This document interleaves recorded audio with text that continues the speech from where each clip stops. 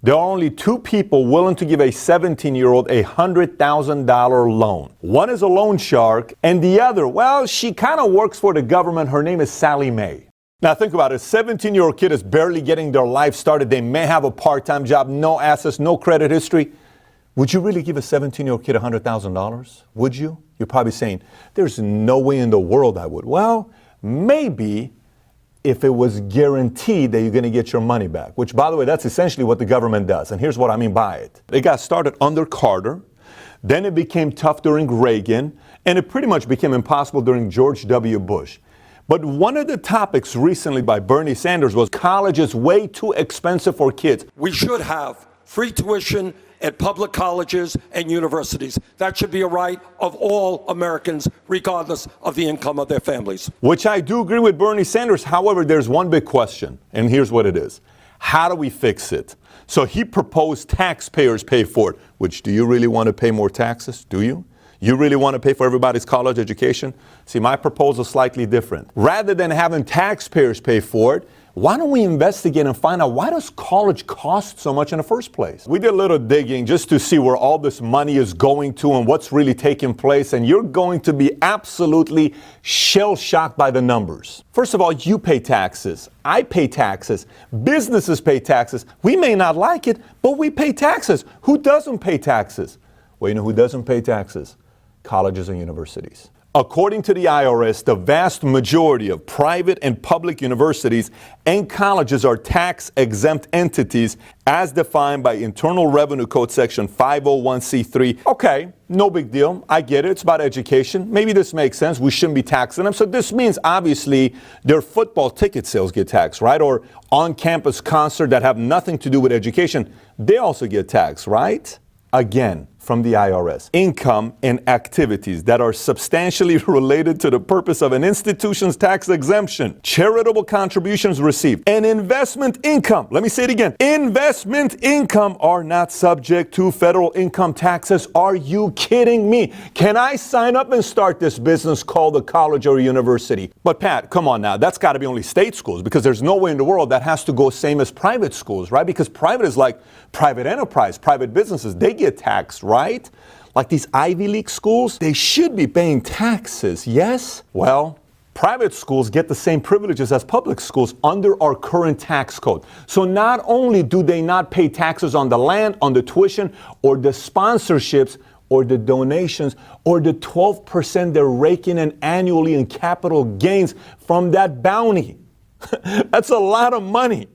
But those schools actually have the guts to get money from taxpayers on top of all of that. We're not talking a little bit of money. So billions in, zero out. Rutgers University has 70,000 students enrolled at an average of $26,000 a year. That covers room, board, parking, meal plans, and approximately $2,000 a year in books, which is a scam within a scam. So let's do some math here. Let's take this $26,000 of tuition, multiply times 70,000 students. It equals $1.8 billion on the low end. That's Fortune 500 gross annual revenue type of numbers we're talking about here. However, according to its own website, approximately 26% of Rutgers' revenue comes from tuition, with an additional 22% coming from state subsidies, also known as taxes. You know who pays for it? You pay for it.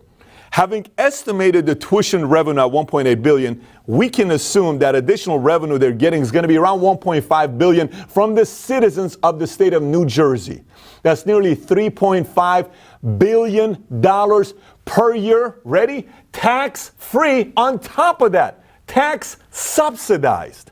By the way, $3.5 billion, the valuation of massive corporations like Yelp and Credit Karma, and as an annual revenue outpaces, ready for this one, the legendary Elon Musk's Tesla.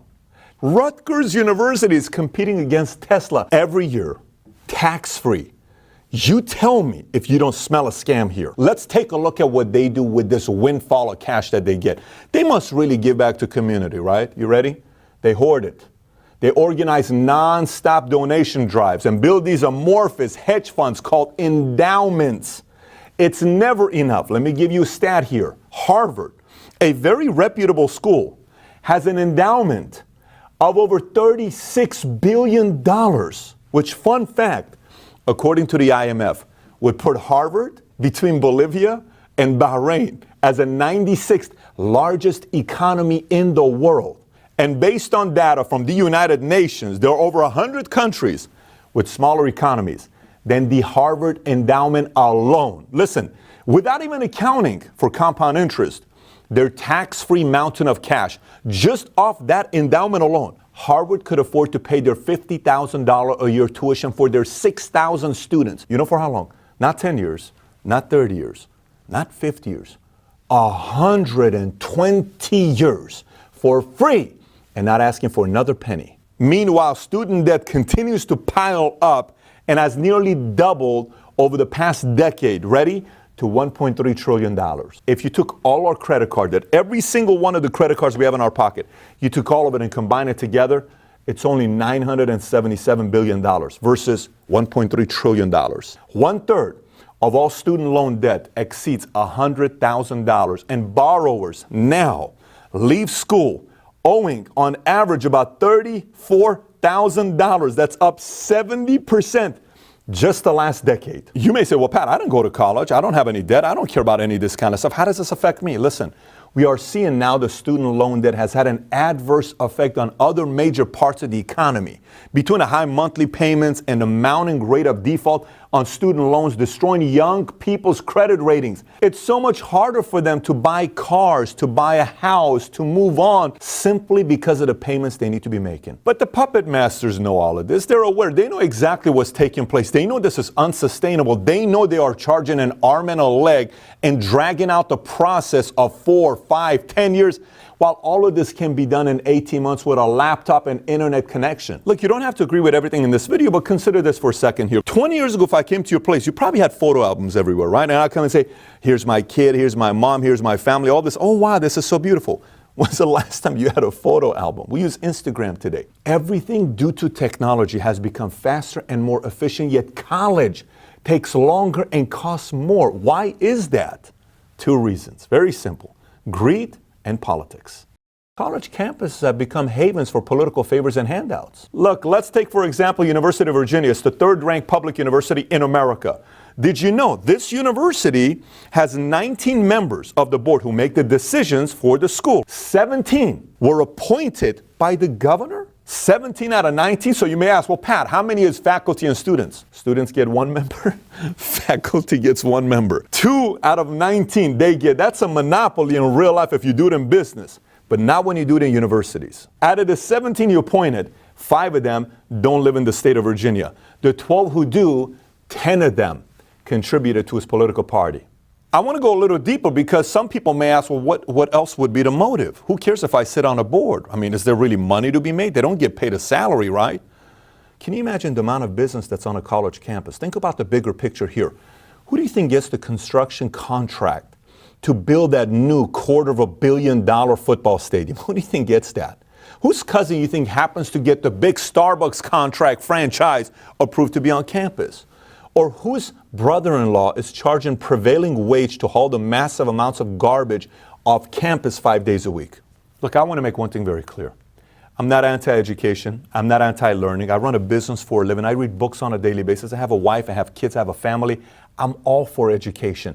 I was positively influenced by school teachers. I can tell you many educators that changed my life. I joined the Army because of a health and guidance teacher called Miss Sinclair that completely changed my life. We're friends till today. We write letters to each other. I don't have a problem with the educators. I don't have a problem with the educated. I have a problem with the educational system. And the educational system, when I sit down and uncover everything that they're doing, and I see the greed, and I see the politics, and I see the games being played, and I don't see innovation, while the world today is the most innovating times we've ever lived in. Everything is getting better so much faster. But our educational system is not. And I'm not trying to...